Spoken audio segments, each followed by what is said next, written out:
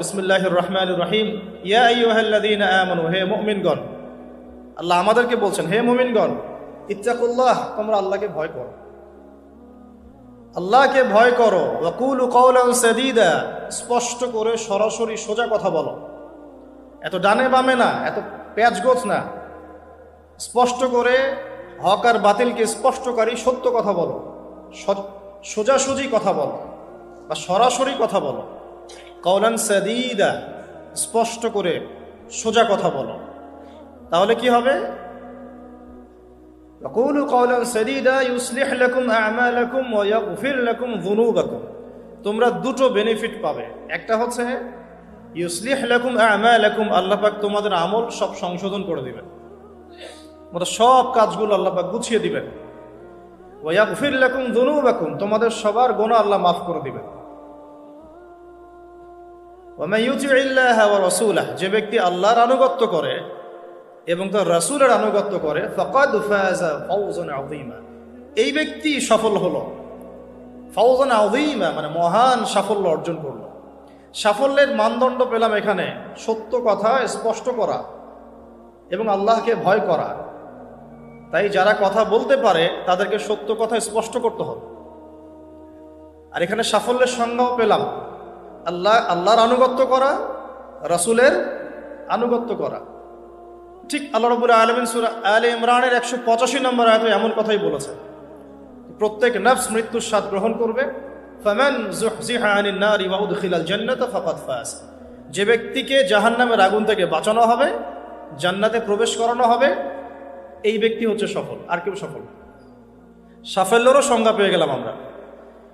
তো আমরা মূল কথায় আসি, ফ্যান্টাসি ছাড়তে হবে, মৌলিক কাজগুলো করতে হবে এবং চলমান বিশ্বটাকে বুঝতে হবে কোরআন এবং সুন্নাহর চোখ দিয়ে, তার মানদণ্ডে। ইতিহাস স্মরণ রাখতে হবে, আমরা কোন জাতি ছিলাম, এখন কি করছি, ভবিষ্যৎটা কি হতে পারে, কোন কোন জায়গায় ফোকাস করব, সেগুলো আমরা আলোচনা আনবো ইনশাআল্লাহ। তার আগে একটা বিষয় বলে শুরু করি যে এখন ইসলাম আসার বলতে বোঝাচ্ছি নবী সাল্লাল্লাহু আলাইহি ওয়াসাল্লামের ইন্তেকাল হওয়ার প্রায় 1450 বছর চলে গেছে। কত বছর? প্রায় 1450 বছর চলে গেছে। আমরা এখন যে সমাজটাকে দেখছি, আমরা এখন যে পরিবারটাকে দেখছি, আমরা যে অর্থ ব্যবস্থা দেখছি, আমরা যে রাষ্ট্র ব্যবস্থা দেখছি এবং বিশ্বের উপর যাদের আধিপত্য দেখছি, এটা রাসূল সাল্লাল্লাহু আলাইহি ওয়াসাল্লামের ইন্তেকালের 1400 বছর পরের পৃথিবী। আমি কি বুঝাতে পারছি? এটাই সব না, এটা 1400 বছর পরের একটা ওয়ার্ল্ড আমরা দেখছি। কেমন ছিল ওই সময়? নবী সাল্লাল্লাহু আলাইহি ওয়াসাল্লাম যখন নবী হন নাই, তখনকার সমাজটা এখনকার বিশ্বের মতো ছিল। বলবেন কিভাবে? আমি বলছি, আমার কাছে হুজ্জাত আছে, প্রমাণ আছে, আমি প্রমাণ করছি কিভাবে। নবী সাল্লাল্লাহু আলাইহি ওয়াসাল্লাম যে যুগে নবী হন নাই, এখনো নবী হন নাই, যেটাকে আমরা বলি, কটাক্ষ করে বলি মধ্যযুগ, বা আমরা অনেক সময় অপমান করে বলি আইয়ামে জাহেলিয়া। শব্দগুলো শুনেছেন তো আপনারা? কখনো কি প্রশ্ন করেছেন যে আসলে কেন এই যুগটাকে আমরা জাহেলিয়া বলি, কেন অন্ধকারাচ্ছন্ন যুগ বলি? ওই যুগটা কি সূর্য উঠতো না? ওই যুগে কি সূর্য উঠতো না? তাহলে কেন অন্ধকারাচ্ছন্ন যুগ বলি? এক, ওই যুগের মানুষ আল্লাহ পাকের তাওহীদ, একত্ববাদ এর সাথে শিরককে মিশ্রিত করেছিল। এক নাম্বার। তাহলে এক নাম্বার কারণ কি? ওই যুগের মানুষ আল্লাহ পাকের তাওহীদের সাথে শিরককে মিক্স আপ করেছিল। মনে করবেন না যে তারা আল্লাহকে বিশ্বাস করতো না, এটা ভুল ধারণা। তারা সবাই আল্লাহকে বিশ্বাস করত, গুটি কয়েক মানুষ ছাড়া। এমনকি আবু জাহেল, যাকে আমরা বলি এই উম্মতের ফেরাউন, নবীজি বলেছেন আবু জাহেল হচ্ছে এই উম্মতের ফেরাউন। বদরের যুদ্ধে যখন আব্দুল্লাহ বিন মাসউদ রাদিয়াল্লাহু আনহু তার গর্দানটা কেটে নিয়ে আসছেন, রাসূলের সামনে রেখেছেন সাল্লাল্লাহু আলাইহি ওয়াসাল্লাম, নবীজি গর্দান দেখে বলেছিলেন, এই আবু জাহেল হচ্ছে এই উম্মতের ফেরাউন। আর ফেরাউনের চেয়ে বড় কোনো কাফের নাই, এখনো নাই, ছিলও না, আসবেও না ইনশাআল্লাহ। তো এই আবু জাহেল যখন বদরের যুদ্ধ করতে যাচ্ছিল, তখন সে প্রথমে কাবা ঘরে গিয়েছে। কোথায় গিয়েছে? গিয়ে বলেছে আল্লাহুম্মা ইন কুনতা তা'লাম, হে আল্লাহ আপনি যদি জানেন, আমার কথাগুলো খেয়াল করবেন, হে আল্লাহ আপনি যদি জানেন যে আন্না মুহাম্মাদান আলাল হক, মুহাম্মদ সাল্লাল্লাহু আলাইহি ওয়াসাল্লাম সত্যের উপরে আছে, ফানসুরহু, আল্লাহ আপনি তাকেই সাহায্য করেন। বুঝাতে পারলাম? ওয়া ইন কুনতা তা'লাম, এবং আপনি যদি জানেন যে নাহনুল কুরাইশ আলাল হক, আমরা কুরাইশরা হকের উপরে আছি, ফানসুরনা, তাহলে আমাদেরকে সাহায্য করেন। বুঝাতে চাচ্ছি আবু জাহেলের মতো মানুষও আল্লাহকে বিশ্বাস করত। আইয়ামে জাহিলিয়াত মানে এমন নয় যে ওরা সবাই নাস্তিক ছিল, না, নট এট অল, মোটেই এমন নয়। তারা আল্লাহকে বিশ্বাস করত। তাহলে আল্লাহ পাক তাদেরকে কাফের কেন বলছেন? উত্তর সূরা জুমারের মধ্যে আছে। তারা লাত, উজ্জা, হুবল, মানাত এগুলোর পূজা করত, মূর্তি পূজা করত, এটা তো আপনারা জানেন। তো তারা বলতো, তাদের যুক্তি ছিল, মা না'বুদুহুম, আমরা শুধুমাত্র এই কারণেই তাদের ইবাদত করি, ইল্লা লিয়ুকাররিবুনা ইলাল্লাহি যুলফা, এরা আমাদেরকে আল্লাহ পর্যন্ত পৌঁছে দিবে। নাউযুবিল্লাহ। তাহলে রিজনটা কি, দলিল আদিল্লা কি তাদের মূর্তি পূজার পিছনে? আমরা এগুলোর মধ্য দিয়ে আল্লাহর নৈকট্য অর্জন করতে চাচ্ছি। তার মানে তারা সবাই আল্লাহকে বিশ্বাস তো করত যে একজন আল্লাহ আছেন।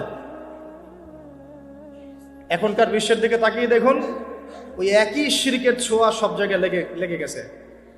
মানুষ আল্লাহকে বিশ্বাস করে, কিন্তু ইবাদত বন্দেগীর জীবনে গিয়ে আল্লাহর সাথে অন্যকে শরিক করছে, ইকোনমিতে গিয়ে আল্লাহর সাথে অন্যকে শরিক করছে, পলিটিক্স করতে গিয়ে আল্লাহর সাথে অন্যকে শরিক করছে, ওয়ার্ল্ড অ্যাফেয়ার্সকে ডিল করতে গিয়ে আল্লাহর সাথে অন্যকে শরিক করছে। মানুষ আল্লাহকে বিশ্বাস করেও এখন মুশরিক হচ্ছে।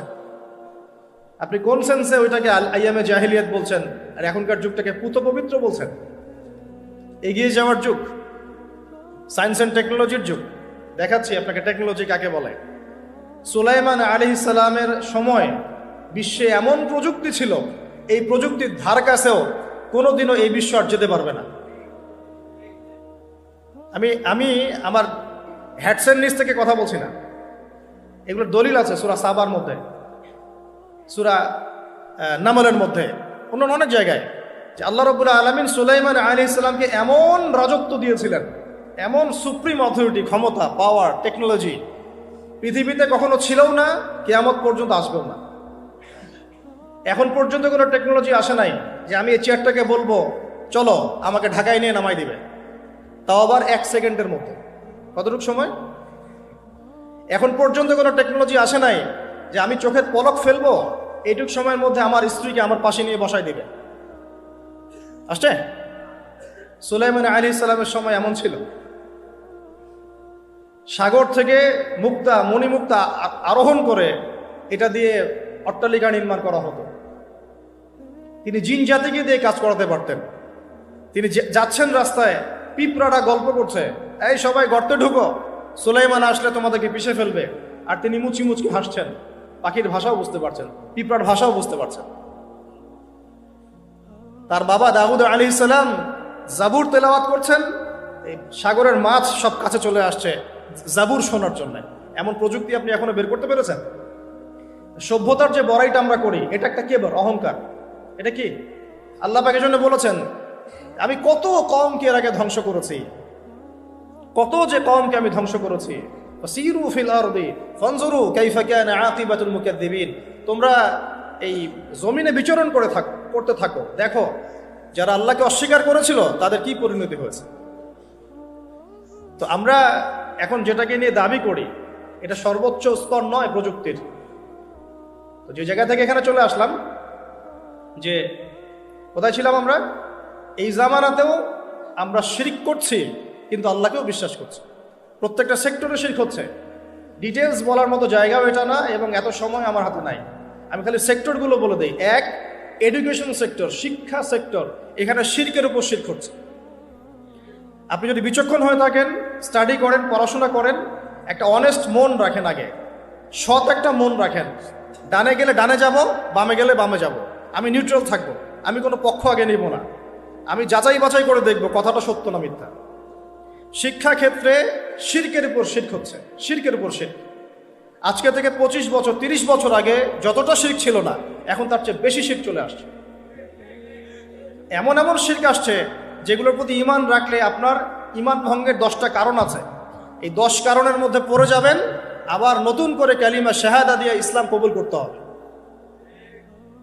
নতুন করে কালিমা শাহাদার সাক্ষ্য দিয়ে আবার মুসলিম হতে হবে। যতই দাম্ভিকতা দেখান, কবরে আপনাকেও যেতে হবে, কিচ্ছু করার নাই তখন।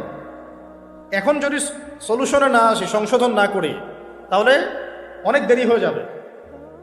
এখনকার টিকটক জেনারেশনটা বিগত 30 বছরের মেহনতের ফসল। পশ্চিমাদের বিগত 30 বছরের মেহনতের ফসল এখনকার টিকটক জেনারেশন। ওরা মেহনত চালিয়ে যাচ্ছে, না জানি আরো 30 বছর পরে কোন টক জেনারেশন আসবে আল্লাহ ভালো জানে।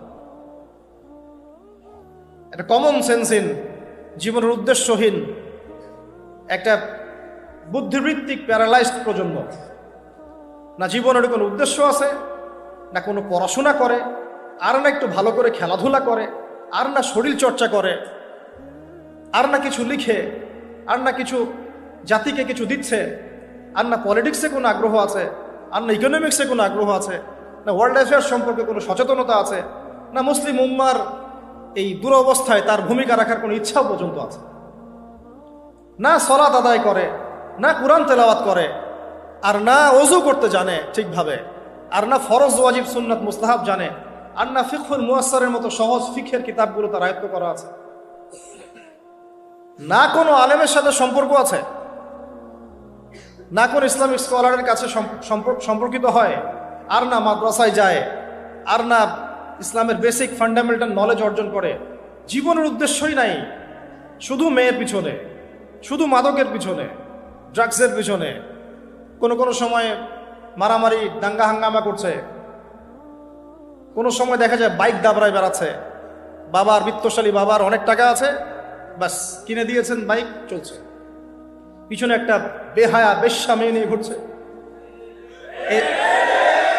এ মেয়েটাও বেহায়া, শব্দটা ইউজ করতে চাইনি আমি আমি আমি এখানে জানি অনেক মা বোন আছেন, শব্দটা আমি ইউজ করতে চাই নাই, কিন্তু আমার ভিতরে এমন ক্ষোভ এদেরকে দেখলে হয় যে মুখ থেকে বের হয়ে গেল। একটা মেয়েকে আল্লাহ পাক সৃষ্টি করেছেন কি জন্যে? যাতে সে ইসমাইল আলাইহিস সালামের মতো সন্তান জন্ম দিতে পারে। এই বাইকের পিছনে ঘোরা মেয়েটা কি আপনাকে এরকম সন্তান দিতে পারবে? আপনি তো বোকা, আপনি মনে করছেন যে অল্প সময়ের জন্য আমি তাকে নিয়ে একটু মজা করি। তখন দেখা যাবে আপনারও জীবনে এমন কোনো মেয়ে আল্লাহ পাক দিয়েছেন যে ওই রকমই অন্য কারোর সাথে বাইকে ঘুরে আসছিল। তখন কিছু করার থাকবে না, কিচ্ছু করার থাকবে না। আমার টপিক আজকে এইটা না। এই প্রজন্মটাকে গড়েছে পশ্চিমারা বিগত 30 বছরে। কত বছরে? এখন যে এডুকেশন সিস্টেমটা চলছে, এটা যদি এভাবেই চলতে থাকে, আপনি আর 20 বছর পরে এমন একটা প্রজন্ম পাবেন যাদেরকে যদি আপনি, আমি চ্যালেঞ্জ করতেছি, যাদেরকে যদি আপনি নতুন করে কোনো মুক্তিযুদ্ধে পাঠান, গুলি খেয়ে ফেরত আসবে, একটাকে মারতেও পারবে না। না দেশের প্রতি কোনো মহব্বত আছে, না উম্মার প্রতি কোনো মহব্বত আছে, না দেশের জন্য কিছু করতে পারবে, না জাতির জন্য, না উম্মার জন্য। সবচেয়ে বড় স্তর হচ্ছে উম্মার জন্য। সবচেয়ে বড় স্তর কি?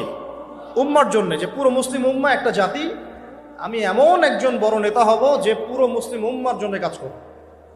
এই যে চেতনা, এই জাজবা, পরিশ্রম, অধ্যাবসায়, একটা ভিশন, একটা প্যারেন্টিং, একটা কনস্ট্রাকটিভ সিলেবাসে পড়াশোনা করা, তারবিয়াত, প্রশিক্ষণ, এই ধার কাছেও নাই জেনারেশন।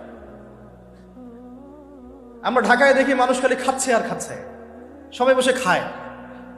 ফাস্টফুডের দোকান হাজার হাজার হাজার হাজার, সবাই মেয়ে ছেলে একসাথে বসে খায়, চটপটি, ফুচকা, বার্গার, পিৎজা, খাওয়াই যাবে এদের কাজ। রাস্তায় ফুটপাতে পাটি বিছায় বসে খাওয়া দাওয়া করতেছে, সবাই খাচ্ছে, গল্প গুজব করছে, গোল গোল হয়ে বসে বসে মোবাইলে কি জানে করতেছে, গোল হয়ে 10 জন বসে আছে একসাথে। যেই মুহূর্তে ধরেন যে মুসলিম উম্মার একটা অঞ্চলে একটা বোমার আঘাতে 500 জন শিশুকে হত্যা করা হয়, ওই মুহূর্তে বসে সে হাসাহাসি করতেছে। ওই মুহূর্তেও তার কোনো ফিকির নাই, নামাজের সেজদা একটু দোয়া করব, আমি আল্লাহর দিকে ফিরে আসি, ওগুলো অনেক দূরের কথা, বাদ দেন। শুধু এতটুকু ফিকির, আচ্ছা আমি দুনিয়াতে আছি কেন, আমি দুনিয়াতে এসেছি কেন, এক সময় তো আমি ছিলাম না, আবার এক সময় আমি থাকবো না, কেউ এসে চিরস্থায়ী হতে পারে নাই, তো আমরাও পারবো না। তো আল্লাহ পাক আমাদেরকে সৃষ্টিটা করলেন কেন? আমার কাছে আমার রব কি চান? আমি যদি না থাকতাম তাহলে আমার পরিবার চলতো কিনা, আমার সমাজটা চলতো কিনা, আমার শিক্ষা ব্যবস্থাটা চলতো কিনা, আমার দেশটা চলতো কিনা, এই বিশ্বের ঘূর্ণন চলতো কিনা, আর্নিক গতি চলতো কিনা, থেমে যেত? উত্তর না।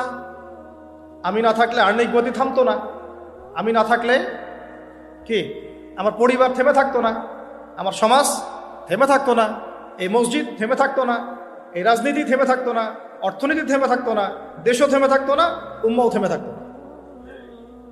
তাহলে আল্লাহ পাক আমাকে কেন সৃষ্টি করলেন? আমার কি রোল আছে এখানে, আমার কি ভূমিকা? এই এতটুকু চিন্তা করার মতো আমাদের জেনারেশন আমরা পাচ্ছি না। আপনারা ফোন বের করে ছবি তুলতেছেন, ভাবেন এগুলো নিয়ে। আমাকে দিয়ে কি করবেন? আমাদের তো কিচ্ছু করার নাই এই কথাগুলো বলা ছাড়া, এই কথাগুলো বলা বা সচেতনতা তৈরি করা ছাড়া আমাদের হাতে কিছুই করার নাই। Not at all, absolutely nothing, কিচ্ছু করার নাই। এইসব ফ্যান্টাসি দিয়ে লাভ নাই।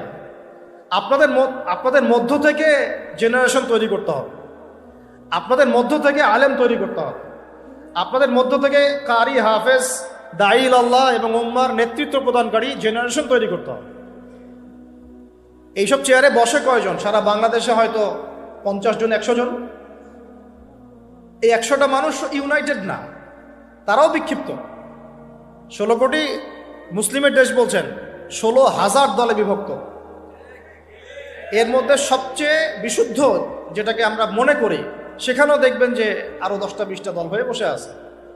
এর বাইরে গিয়ে আবার যারা বলল না তারা বিশুদ্ধ নয়, আমরাই সবচেয়ে বিশুদ্ধ, ওদের মধ্যেও 10টা দল হয়ে গেল।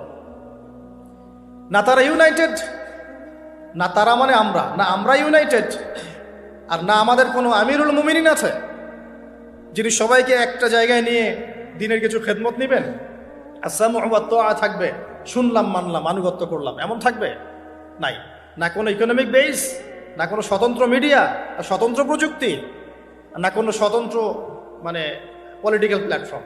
কেউ কি আপনাদেরকে বোঝাতে সক্ষম হয়েছিল আজকে থেকে 10 বছর আগে যে আপনি যে পেপার মানি ইউজ করছেন এর মধ্যেও রিবা আছে, সুদ আছে?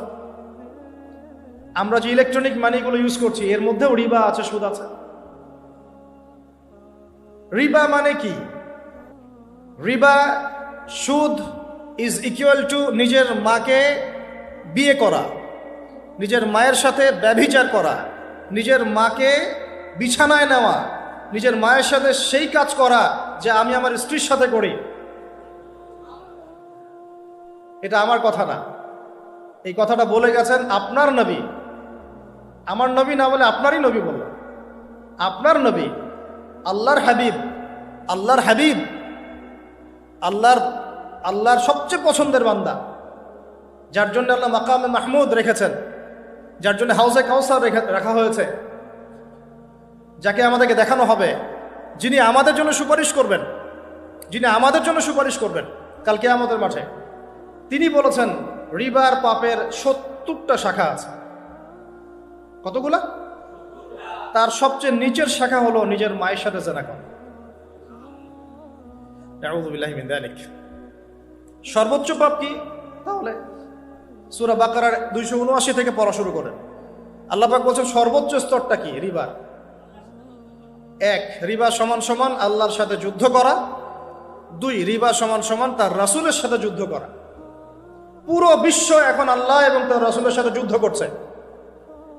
পুরো ওয়ার্ল্ডটাই, এখনকার এই ওয়ার্ল্ড, এখনকার এই যুগ, এই জেনারেশন। আইয়ামে জাহেলিয়াতে সুদটা ছিল শুধু মক্কায়, হয়তো একটু মদিনায়, হয়তো একটু আরবের জাজিরার মধ্যে, এতটুকু জায়গায়। এখন পুরা গ্লোবালাইজেশন হয়েছে এবং সবাই আমরা মাশাআল্লাহ নাউজুবিল্লাহ কোনো না কোনোভাবে সুদভিত্তিক অর্থনীতির সাথে জড়িত আছে। ফেডারেল রিজার্ভ ব্যাংকের আন্ডারে, ওয়ার্ল্ড ব্যাংকের আন্ডারে, IMF এর আন্ডারে যত সেন্ট্রাল ব্যাংক আছে কেউ সুদমুক্ত থাকতে পারবে না। আপনি গভর্নমেন্টকে দোষ দিয়েন না, গভর্নমেন্টকে দোষ দিয়ে লাভ নাই, কিছু করতে পারবেন না। শিরকের গোড়া হচ্ছে এখন ওই পশ্চিমা শক্তিটা, একদম শিরকের গোড়া, তাগুতের গোড়া, যত শয়তানি অন্যায়ের মূল গোড়াই জায়গাটা। আর এরা এমনভাবে ইউনাইটেড হয়েছে এবং ইউনাইটেড নেশনস তো ফর্ম করেছে 1945-এর পর থেকেই। এমনভাবে ইউনাইটেড হয়েছে, এদের স্বার্থটাই হচ্ছে পশ্চিমাদের জয় জয়কার যেন হয়, মুসলমানদের ম্যাসাকার যেন হয়। এটাই তাদের ভিশন ছিল। এই ভিশনে বিগত 100 বছর থেকে আমরা হাঁটছি। আর এটাই জায়নিস্টদের ভিশন ছিল। এরা কারা? এরা ইহুদি খ্রিস্টানদের মধ্যে একটা জাতি, একটা গ্রুপ, যারা এই ওয়ার্ল্ডটাকে রুল করতে চায়, শাসন করতে চায়। এখনো চোখে আঙ্গুল দিয়ে দেখাতে হবে যে তারা ওয়ার্ল্ডকে শাসন করছে? বেশক করছে। একদিনে যদি 500 কেন 5000 বাচ্চাকেও মেরে শেষ করে ফেলে, তবুও তাদের এগেনস্টে কোনো পদক্ষেপ তারা নিবে না, কোনো পদক্ষেপ নিবে না। তারা জালেমদের বিরুদ্ধে কোনো পদক্ষেপ নিবে না, বরং তারা বলবে আমরা আমাদের মিত্রদের পাশে আছি। এরপরেও আপনাকে আমাকে দাজ্জাল চিনাতে হবে, দাজ্জালের ফলোয়ার্স চিনাতে হবে, এবং ওদের এজেন্ডা আপনাকে এখনো বোঝাতে হবে। ওরা কাউকে ছাড়বে না, একটা একটা করে ধরবে, একটা একটা করে আগাবে, একটা একটা করে ধরবে, একটা একটা করে আগাবে। এই সাবকন্টিনেন্টকে নিয়ে ওদের এত মাথা ব্যথা কেন? এই জায়গাটার মধ্যে অনেক কিছু হবে ইন ফিউচার। এই জায়গাটা নিয়ে অনেক মাথা ব্যথা, এবং আমি জানি না এই বিষয়গুলো আমাদের বড়রা বোঝেন কিনা বা কতটুকু বোঝেন। হয়তো তারা বুঝলেও শুধু ওয়ার্ল্ড অ্যাফেয়ার্সের চোখ দিয়ে বুঝেন, কুরআন সুন্নাহর চোখ দিয়ে তো বুঝেন না। আল্লাহ রাব্বুল আলামিন তাদেরকে বন্ধুরূপে গ্রহণ করতে নিষেধ করেছেন আমাদেরকে। সূরা মাইদা খুলে পড়ে দেখেন, কোরআন তো আপনার বাসাতেও আছে। আল্লাহ পাক বলেছেন লা তাত্তাখিযুল ইয়াহুদা ওয়ান নাসারা আউলিয়া বা'দুহুম আউলিয়াউ বা'দ। হে মুমিনগণ, তোমরা এই ইহুদি এবং নাসারাদেরকে বন্ধুরূপে গ্রহণ করো না। বিজনেস করতে আল্লাহ নিষেধ করেন নাই, বিজনেস বাণিজ্য ট্রেড এগুলোতে আল্লাহ পাক নিষেধ করেন নাই। আল্লাহ বলেছেন ওদেরকে অ্যালায়েন্স হিসেবে গ্রহণ করো না, বন্ধুরূপে গ্রহণ করো না। বা'দুহুম আউলিয়াউ বা'দ, তারা একে অপরের বন্ধু। ওয়া মান ইয়াতাওয়াল্লাহু মিনকুম ফাইন্নাহু মিনহুম, তোমাদের মধ্যে কেউ যদি ওদের দিকে মুখ ফিরাও, তুমি তাদের অন্তর্ভুক্ত হয়ে যাবে। ইন্নাল্লাহা লা ইয়াহদিল কওমাজ যালিমিন, আল্লাহ এই জালেমদেরকে হেদায়েত দিবেন না। বা'দুহুম আউলিয়াউ বা'দ, তারা একে অপরের বন্ধু। এখনো কি আপনাদেরকে চোখে আঙ্গুল দিয়ে বোঝাতে হবে যে এই জারজ রাষ্ট্রটা টিকে আছে পশ্চিমাদের সমর্থনে? 1914 সাল থেকে শুরু করে এই পর্যন্ত আমি হিসেব দিতে আসিনি এখানে কতজন মুসলিম ভাইকে তারা হত্যা করেছে, কতগুলো ভূমি তারা দখল করেছে, কতগুলো শিশুকে হত্যা করেছে, কতগুলো মা বোনকে উঠিয়েছে আর ধর্ষণ করেছে। এই পরিসংখ্যান দেওয়ার গায়েরও তামান নাই, কারণ এটা আমাদের নেগেটিভ, আমাদের জন্য নেগেটিভ হবে। বলতে গেলে আমাদের ত্রুটি বা আমাদের শূন্যতা, আমাদের দুর্বলতা সবার সামনে প্রকাশ করা হবে, এই জন্য আমরা বলতে চাচ্ছি না। ডক্টর আলী মোহাম্মদ সাল্লাভি তার বইগুলো পড়ে দেখেন, হিস্ট্রির। ডক্টর রাগিব সার্জানির বইগুলো পড়ে দেখেন, একটা পরিসংখ্যান পাবেন। পুরো জায়গাটাই কেন এত আগ্রহ এই জায়গাটা নিয়ে? কারণ তারা এখান থেকে দাজ্জালের রাষ্ট্রটা কায়েম করতে চায়। দাজ্জালের রাষ্ট্র কোনটা হবে? এই মিশরের নীলনদ থেকে শুরু করে এই ইরাকের ইউফ্রেটিস নদী পর্যন্ত পুরা হোলি ল্যান্ডটাই তারা দখল করতে চায়। পুরো বিশ্বের যত পলিটিক্যাল অ্যাফেয়ার্স সবকিছু এই বিষয়টাকে কেন্দ্র করেই হচ্ছে। কারো চোখ খুলতেছে না এখনো। এদের যত কিছু তারা ওয়ার্ল্ডে করছে, বিগত 100 বছরে করে যাচ্ছে, এটা শুধু জেরুজালেমের জন্যে। তারা বিশ্বকে শাসন করতে চায়, ওই জায়গা থেকে তারা বিশ্বটাকে শাসন করতে চায়। আমরা গতকালকে দেখে আজকের সিদ্ধান্ত নেই, আর তারা বিগত 100 বছর থেকে প্ল্যান করে করে করে এই জায়গায় এসেছে এই জায়নিস্টরা। এবং তাদেরকে বন্ধুরূপে গ্রহণ করতে আল্লাহ পাক আমাদেরকে নিষেধ করেছেন। কিন্তু এই কথাটা আরবের মুনাফিকদেরকে কে বুঝাবে? চতুর্দিকে বসে আছে এবং তাদের প্রত্যক্ষ সমর্থনে ওদের মসনদ টিকে আছে, চোখের সামনে রক্তের বন্যা বয়ে যাচ্ছে, আর ওরা বলছে আমরা ব্যবস্থা নিচ্ছি, আমরা এই বিষয়ে উদ্বিগ্ন, এটা মানবতা বিরোধী কাজ। এই পর্যন্ত শেষ, দ্যাটস অল, ফুল স্টপ। কারো কোনো শক্তি সামর্থ্য হলো না সবাইকে এক টেবিলে বসানোর, পণ্যগুলা বয়কট করার, ওদের উপর অর্থনৈতিক চাপ আরোপ করার, তেলগুলা বন্ধ করে দেওয়ার, পেট্রোলের মনিটরিং সিস্টেমটা অফ করে দেওয়ার। এই ঈমান, এই সৎসাহস কেউ দেখাতে পারলো না। কারণ এখন তো আর উমর ইবনুল খাত্তাবের যুগ নাই, এখন তো আর আলী ইবনে আবি তালেবের যুগ নাই, এখন তো সালাউদ্দিন আইয়ুবী রাহিমাহুল্লাহর বেঁচে নাই, এখন আমাদের শেখরা বেঁচে আছে। আরো অবাক হই, বাংলাদেশের মাটিতে আরো অবাক হই, এতটাই অবাক হই যে কথা বলার ভাষা হারিয়ে ফেলি যে এরকম সিচুয়েশনেও কিছু মানুষকে দেখা যায় ওই মাজলুমদের পক্ষ না নিয়ে জালেমের পক্ষ নিচ্ছে, ঘুরিয়ে ফিরিয়ে ফতোয়া দিচ্ছে, ঘুরিয়ে ফিরিয়ে। আর সরাসরি বললেই হয় যে আমরা ইসরায়েলের টাকায় চলি, বললেই হয়। এতদূর পর্যন্ত যখন বলেছেন, এটুকু বললেই তো হয়ে যায়, নিজের অবস্থানটা স্পষ্ট হয়ে যায়। না আছে ইতিহাসের জ্ঞান, না সত্যিকার অর্থে আকীদা মানহাজের জ্ঞান আছে, আর না সত্যিকারের সিরাত বোঝে, আর না দিন কায়েমের কোনো জাজবা আছে। আমাকে একটা প্রশ্নের উত্তর দেন, যদি আল্লাহ না করুক মদিনা মুনাওয়ারায় কেউ হামলা করে, যদি আল্লাহ না করুক, ইতিহাসে কিন্তু করা হয়েছে অনেকবার, ইতিহাস পড়ে দেখবেন। এখন যদি কেউ করে, এটা কি শুধুমাত্র সৌদি আরবের অভ্যন্তরীণ সমস্যা থাকবে? ওরা সামাল দিবে, আমরা কিচ্ছু বলবো না। আমরা শুধু বলবো আমরা উদ্বিগ্ন, নিন্দা জানাই। আচ্ছা, হামলা করে যদি পুরো জায়গাটা মদিনাটা দখলই করে ফেলায় এবং মদিনাবাসীকে কাটা শুরু করে, গুলি করে ব্রাশ ফায়ার করা শুরু করে, আমরা কি বলবো এটা সৌদি আরবের অভ্যন্তরীণ সমস্যা? এটা তারা সামাল দিক। এবং তখন যদি কিছু ভাই, ওই আরবেরই কিছু ভাই অস্ত্র নিয়ে প্রতিহত করা শুরু করে, তখন নিশ্চয়ই আমরা ওদেরকে বলবো ওদের আকীদা ঠিক নাই, ওদের মানহাজ ঠিক নাই, ওদের কাজটা ভুল, ওরা আত্মঘাতী সিদ্ধান্ত নিচ্ছে, বা ওরা ভুল করছে, পাগলামি করছে, নিশ্চয়ই আমরা এগুলো বলবো না। তখন যদি কেউ এরকম কথা বলতে পারে, তাকে আপনি মুনাফিক ছাড়া আর কি শব্দ বলতে পারেন? আর কিছু আছে শব্দ প্রয়োগ করার? আরেকটা কথা বলতে পারেন, একটা হাদিসে আসছে, যখন তোমার লজ্জা থাকবে না তখন তুমি যা ইচ্ছা তাই করতে পারো। এটা হাদিস। যখন তোমার লজ্জা থাকবে না তুমি যা ইচ্ছা তাই করতে পারো, যা ইচ্ছা তাই বলতে পারো। আমাকে উত্তর দেন, যদি এখন এই আক্রমণগুলো ইহুদিরা এখানে আকসায় না করে এইখানে করতো, মক্কায় যেখানে মসজিদে হারাম আছে, কাবা আছে, ওখানে একটা মিসাইল ফেলতো, আমরা নিশ্চয়ই বলতাম এটা সৌদি আরবের অভ্যন্তরীণ সমস্যা, এটা ওরা সামাল দিবে। আমরা শুধু দোয়া করব, আল্লাহ আবাবিল পাখি পাঠিয়ে ইহুদিদেরকে হত্যা করে, তাই না? আর আল্লাহ পাকও নিশ্চয়ই আবাবিল পাঠাবেন। মনে রাখবেন, এটা আবাবিল পাখি আসার যুগ নয়, এটা আবরাহার যুগ নয়। এটা আবরাহার যুগ নয় যে আবাবিল আসবে। আবাবিল পাখির নাম নয়, আবাবিল মানে ঝাঁকে ঝাঁকে, তৈরন আবাবিল, আবাবিল মানে ঝাঁকে ঝাঁকে। এটা আবাবিলের যুগ নয়, আবরাহার যুগ নয় যে আবাবিল এসে আপনাকে উদ্ধার করবে বিপদ থেকে। এটা মূসার যুগ নয় আলাইহিস সালাম, যে আকাশ থেকে মান্নার সালোয়া পড়বে, রিজিকের জন্য আপনাকেই বের হতে হবে, আল্লাহর উপর তাওয়াক্কুল করতে হবে। এটা কোন যুগ? আল্লাহ বলছেন এটা এই যুগ। ইন তানসুরুল্লাহ ইয়ানসুরকুম, তোমরা যদি আল্লাহকে সাহায্য করো তবেই আল্লাহ তোমাদেরকে সাহায্য করবেন। একদম স্পষ্ট শুনে রাখেন, এখন আসমান থেকে ফেরেশতা নামবে না, এখন আমাদের জন্য এখন নামবে না। তোমরা যদি আল্লাহর দ্বীনকে সাহায্য করো তবেই আল্লাহ তোমাদেরকে সাহায্য করবেন।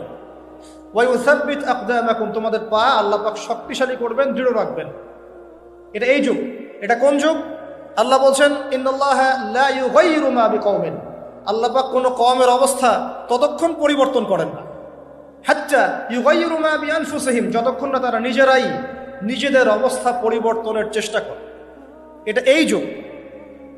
এখন আপনার জন্য আবাবিল আসবে না। এটা কোন যুগ? আল্লাহ বলছেন ওয়াইন তাতাওয়াল্লাউ, যদি তোমরা চেষ্টা না করো, মুখ ফিরায় চলে যাও, ইয়াস্তাবদিল কওমান গায়রাকুম, আল্লাহ তোমাদের সবাইকে সরিয়ে দিবেন, দিয়ে নতুন একটা কওম নিয়ে আসবেন। সুম্মা লা ইয়াকুনু আমসালাকুম, তারা তোমাদের মতো অপদার্থ হবে না। আমাদেরকে সরাতে আল্লাহ পাকের কি দরকার হয়? একটা ভাইরাস, একটা মহামারী, একটা ভূমিকম্প, আজকে একটু নড়া দিয়েছে না, এগুলো কিচ্ছু না, এগুলো ওয়ার্নিং আসতেছে। কারণ মহামারীর পরে সানাওয়াতু জালাজিল আসবে, হাদিসে আসছে। ভূমিকম্প শুধু না, ভূমিকম্পের বছরগুলো আসছে সামনে। সানাওয়াতু সানা মানে একটা বছর, সানাওয়াত মানে অনেকগুলো বছর, জালজালা মানে ভূমিকম্প, জালাজিল ভূমিকম্পের বহু বছর, সানাওয়াতু জালাজিল মানে ভূমিকম্পের বছরগুলো তোমাদের সামনে আসছে। কে বলেছেন এটা? নবী সাল্লাল্লাহু আলাইহি ওয়াসাল্লাম। এখন পর্যন্ত কি বিশ্ব দেখেছে যে কয়েক বছর ধরে ভূমিকম্প হচ্ছে? ইতিহাস পড়ে দেখেন তো কখনো এসেছিল? তার মানে সামনে আসবে। কেন আসবে না? কোন কোন পাপের কারণে আসে? জিনা, ঘরে ঘরে জিনা, ঘরে ঘরে জিনা। ঘরে ঘরে বলতে প্রত্যেকটা ঘর বুঝাই নাই, অবশ্যই অনেক ঘর পবিত্র ভালো আছে, অনেক জায়গায় বেশিরভাগই জিনার মধ্যে ঢুকে আছি আমরা। নাউজুবিল্লাহ, হেফাজত করুন। মাদক, অশ্লীলতা আর কি কারণে আসে?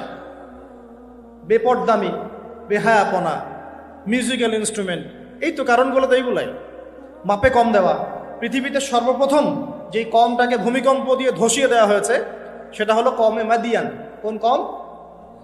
কমে মাদিয়ান, শুআইব আলাইহিস সালামের কম। কি পাপের কারণে ভূমিকম্প দিয়ে ধসিয়ে দেওয়া হলো? তারা মাপে কম দিত, তারা মাপে কম দিত এবং মানুষের সম্পদ আত্মসাৎ করত, মানুষের সম্পদ আত্মসাৎ করত। এই দুইটা পাপই এখন করা হচ্ছে। প্রচুর ব্যবসায়ী মাপে কম দেন, মানুষের সম্পদ আত্মসাৎ করেন। আল্লাহ পাক আমাদেরকে হেফাজত করুন, আমিন। মৌলিক জায়গাটায় আসেন যে এখন মনে করবেন না যে বিশ্বের মধ্যে শিরক নাই, প্রতিটা সেক্টরেই শিরক আছে। আর তারা এই পুরো বিশ্ব ব্যবস্থাটাকে নিয়ন্ত্রণ করছে কি কারণে?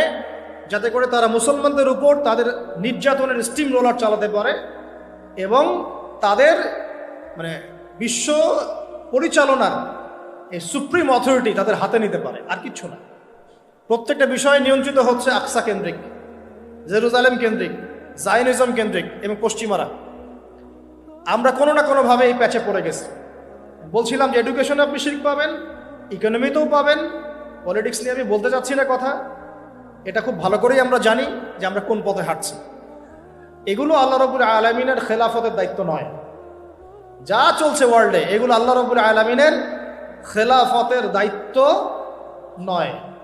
যেহেতু প্রসঙ্গটা এসে গেছে, নসিহত স্বরূপ, শুধু নসিহত, এর বেশি কিচ্ছু করার নাই আমাদের। নসিহতটা না করলে কি হবে?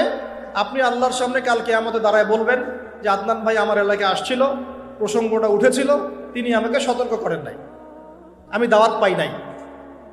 আর দাওয়াত দেওয়ার সুন্নত আল্লাহ রাব্বুল আলামিন কোরআনের সূরা তাহার মধ্যে বলেছেন। কোন সূরায়?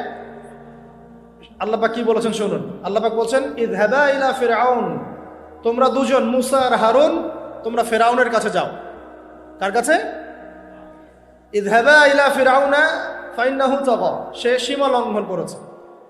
কিন্তু ওয়াকুলা লাহু কাওলাল লাইয়িনা লাআল্লাহু ইয়াতাযাক্কারু আও ইয়াখশা, আল্লাহ বলছেন ফিরআউনের কাছে গিয়ে কর্কশ ভাষায় কথা বলো না, আঘাত করে কথা বলো না। ঠিক আছে, আমরা যেটা করি অনলাইনে অফলাইনে, খুব কর্কশ ভাষায় কথা বলি, আঘাত করে কথা বলি, এটাকে সওয়াবের কাজ মনে করি। এগুলো গুনাহ এবং দাওয়াতের মানহাজের সম্পূর্ণ বিপরীত চলি। নিজের ভাইয়ের গোশত খাই বসে বসে। আল্লাহ পাক বলছেন ওয়াকুলা লাহু কাওলাল লাইয়িনা, ফিরআউনের মতো কাফেরের সামনে দাঁড়িয়েও তুমি নরম ভাষায় কথা বলো, নম্রতা প্রদর্শন করো। কেন? লাআল্লাহু ইয়াতাযাক্কারু আও ইয়াখশা, হতে পারে সে উপদেশ গ্রহণ করবে এবং আমাকে ভয় করবে। কত চমৎকার দাওয়াতের পদ্ধতি ইসলামে দিয়েছে। এখন আমাকে বলেন যে আল্লাহ পাক কি জানতেন না যে ফিরআউন পরবর্তীতে ঈমান আনবে না? আল্লাহ জানতেন না? জানতেন না। তারপরেও কেন এটা আয়াত নাযিল করলেন? আমাদের জন্য, আমরা শিখতে পারি। ওই জায়গা থেকে আমি কথা বলছি। দেখুন আপনি কোন শিরকের মধ্যে আছেন, কেন আপনি এই জীবনে গিয়ে ভুল করছেন, কোন জায়গায় ভুল করছেন। ভাই হিসেবে আমি নসিহতটা করে যাচ্ছি, রাগ করবেন? শুনে নেবেন। কোরআনের শুরুতেই দেখবেন আপনি একটা আয়াত আছে, বিসমিল্লাহির রহমানির রহিম, ওয়াইজ ক্বালা রাব্বুকা লিল মালায়েকা ইন্নী জাইলুন ফিল আরদি খলিফা। হে নবী মুহাম্মদ সাল্লাল্লাহু আলাইহি ওয়াসাল্লাম স্মরণ করেন ওই সময়ের কথা যখন আমি আল্লাহ ফেরেশতাদেরকে বলেছিলাম যে আমি পৃথিবীতে আমার খলিফা পাঠাতে চাই। কি ওয়ার্ড আল্লাহ ইউজ করেছেন? খলিফা পাঠাতে চাই। তো ফেরেশতারা বলছেন আতাজআলু ফিহা মা ইউফসিদু ফিহা ওয়া ইয়াসফিকু দিমা, আপনি কি এমন কাউকে পাঠাতে চাচ্ছেন যে পৃথিবীতে গিয়ে রক্তপাত ঘটাবে এবং ফাসাদ সৃষ্টি করবে? তাই করছে কিনা মানুষ? বুঝেন নাই? পৃথিবীতে মানুষ ফাসাদ সৃষ্টি করছে কিনা, রক্তপাত ঘটাচ্ছে কিনা? ফেরেশতারা তাদের দূরদর্শিতায় সঠিক ছিল কিনা? ছিল। তারপরে আল্লাহ পাক বললেন, ইন্নী আ'লামু মা লা তা'লামুন, আমি যা জানি তোমরা সেটা জানো না। মানে আমার এমন অনেক শুকরগুজার বান্দা থাকবে যারা এই কাতারভুক্ত হবে না। ঠিক আছে, আল্লাহ রাব্বুল আলামিন আদম আলাইহিস সালামকে খলিফা বললেন। এরপরে অনেক গল্প, এটা বলতে অনেক সময় লাগবে। নাম শিক্ষা দিলেন, সমস্ত নাম, নাম মানে জ্ঞান, সমস্ত জ্ঞান। ফেরেশতাদেরকে দিয়ে সেজদা করালেন, ইবলিস করলো না। মনে আছে? ইবলিস করলো না, উল্টা চ্যালেঞ্জ করলো। কি চ্যালেঞ্জ করলো? যে আপনি খলাকতানি মিন নার ওয়া খলাকতাহু মিন তিন, আমাকে সৃষ্টি করেছেন আগুন দিয়ে, তাকে মাটি দিয়ে, আমি কেন সেজদা করব? আল্লাহ বলছেন, মা মানাআকা আল্লা তাসজুদা ইযা আমারতুক, তোমাকে সেজদা করতে কে নিষেধ করলো? তখন সেই যুক্তি দেখালো আল্লাহ রাব্বুল আলামিনের সামনে। আল্লাহ পাক বলছেন, ফাখরুজ মিনহা ফাইন্নাকা রাজিম, এখান থেকে বের হয়ে যাও, আমার আদেশ অমান্য করে তুমি অভিশপ্ত শয়তান হয়ে গেছে। ফাইন্না আলাইকা লা'নাতা ইলা ইয়াউমিদ্দিন, কিয়ামত পর্যন্ত তোমার উপর লানত। ইবলিস বলছে, আনজিরনি ইলা ইয়াউমি ইউবআসুন, আচ্ছা ঠিক আছে, আমাকে বের করে দিচ্ছেন, আমাকে কিয়ামত পর্যন্ত অবকাশ দেন। আল্লাহ বলছেন, ফাইন্নাকা মিনাল মুনজারিন, যাও, তোমাকে অবকাশপ্রাপ্তদের অন্তর্ভুক্ত করা হবে। এবার ইবলিস চ্যালেঞ্জ করছে, ফাবিমা আগওয়াইতানি, হে আল্লাহ আপনি যার জন্য আমাকে বের করে দিলেন, হে আদম সন্তানরা শুনেন কথাটা ভালো করে, প্রত্যেক আদম সন্তান কথাটা ভালো করে শোনেন। ফাবিমা আগওয়াইতানি, হে আল্লাহ আপনি যে আদমের কারণে আমাকে এখান থেকে বের করে দিলেন, লাআকউদান্না লাহুম সিরাতাকাল মুস্তাকিম, আমি সে আদম সন্তানের এই সরল পথে ওত পেতে বসে থাকবো, একদম ওত পেতে বসে থাকবো। সুম্মা লাআতিয়ান্না মিন বাইনি আইদিহিম, আমি আদম সন্তানদের সামন থেকে আসবো, ওয়া মিন খালফিহিম, তার পিছন দিক থেকে আসবো, ওয়া আন আইমানিহিম, তাদের ডান দিক থেকে আসবো, ওয়া আন শামাইলিহিম, তাদের বাম দিক থেকে আসবো, ওয়ালা তাজিদু আকসারাহুম শাকিরিন, আপনি বেশিরভাগ আদম সন্তানকে শুকরগুজার পাবেন না। ইবলিস তার চ্যালেঞ্জে সঠিক না ভুল? এখনকার বিশ্ব এবং পরিবেশের দিকে তাকায় দেখেন, বেশিরভাগ মানুষ আল্লাহর পথে আছে না নাই? নাই। আল্লাহ পাক তাকে বের করে দিলেন। সে আরো একটা চ্যালেঞ্জ করেছিল, সে চ্যালেঞ্জ করেছিল, এইটা আমি আজকে স্টাডি করতে গিয়ে পেয়েছি, বিকজ আজকে একটা ইস্যু আমার সামনে এসেছিল, তো মনে হলো যে এটার দলিলটা কোথায় বের করতে হবে। তো দেখলাম যে ওয়াও, এটা তো ইবলিসের চ্যালেঞ্জ। এখনকার যে প্রবলেমসগুলো আপনি ফেস করছেন, জিনার প্রবলেম, ফ্রি মিক্সিং এর প্রবলেম, তারপরে এই যে ব্যভিচারের প্রবলেম, অশ্লীলতার প্রবলেম, ইভেন ট্রান্সজেন্ডারের প্রবলেম, হ্যাঁ ট্রান্সজেন্ডারের প্রবলেম, সমকামিতার প্রবলেম, এগুলো ইবলিসের চ্যালেঞ্জ ছিল। সুবহানাল্লাহ, এগুলি ইবলিস আল্লাহর সাথে চ্যালেঞ্জ করেছিল যে আমি আদম সন্তানকে এইভাবে পথভ্রষ্ট করব। কি বলেছে জানেন? সূরা নিসার 119 নম্বর আয়াতে ইবলিস এই চ্যালেঞ্জটা করেছে, ওয়ালা উদিল্লান্নাহুম, শুধু তাই নয়, আমি আদম সন্তানদেরকে অবশ্যই পথভ্রষ্ট করব। এক, ওয়ালা উমান্নিয়ান্নাহুম, আমি অবশ্যই আদম সন্তানদেরকে মিথ্যা আশ্বাস দিব। কি দিব? মিথ্যা আশ্বাস দিব। ওয়ালা আমুরান্নাহুম, আমি আদম সন্তানকে আদেশ করব, ফালাইউবাত্তিকুন্না আযানাল আনআম, তারা পশুর কানগুলোর মধ্যে ছিদ্র করা শুরু করবে। আরো আছে, ওয়ালা আমুরান্নাহুম, আমি তাদেরকে আরো আদেশ করব, ফালাইয়ুগাইয়িরুন্না খালকাল্লাহ, এইটাই হচ্ছে কথা। ফালাইয়ুগাইয়িরুন্না খালকাল্লাহ, আমি আদম সন্তানদেরকে আদেশ করব তারা যেন আল্লাহর সৃষ্টিকে বিকৃত করে, তারা যেন আল্লাহর সৃষ্টিকে বিকৃত করে। আব্দুল্লাহ বিন মাসউদ রাদিয়াল্লাহু আনহু এই আয়াতের আলোকে বলছেন যে মেয়েরা গ্রুপ লাগ করে, এরাও তার অন্তর্ভুক্ত। যে মেয়েরা বা ছেলেরা হাতে ট্যাটু আঁকে, তারাও এর অন্তর্ভুক্ত। যারা দাঁত শান করে, নর্মাল আল্লাহ পাক স্বাভাবিক যা দিয়েছেন এটাকে শান করে, শানিত করে, ধারালো করার চেষ্টা করে, এরাও তার অন্তর্ভুক্ত। তাহলে যারা নিজেদের লিঙ্গ কেটে ছেলে থেকে মেয়ে হচ্ছে, এরা কাদের অন্তর্ভুক্ত? এরা কাদের অন্তর্ভুক্ত? এটাকে আমরা প্রমোট করতেছি। কিভাবে এরকম একটা মানুষ আমাদের এমপি মন্ত্রীর সাথে দেখা করতে পারে, সুসংবাদ দিতে পারে? কিভাবে তারা ইন্সপিরেশন পায়? কোত্থেকে ইন্সপিরেশন পায়? এটা একটা ছেলে, বাহ্যিকভাবে ছেলে, মানসিকভাবে মেয়ে,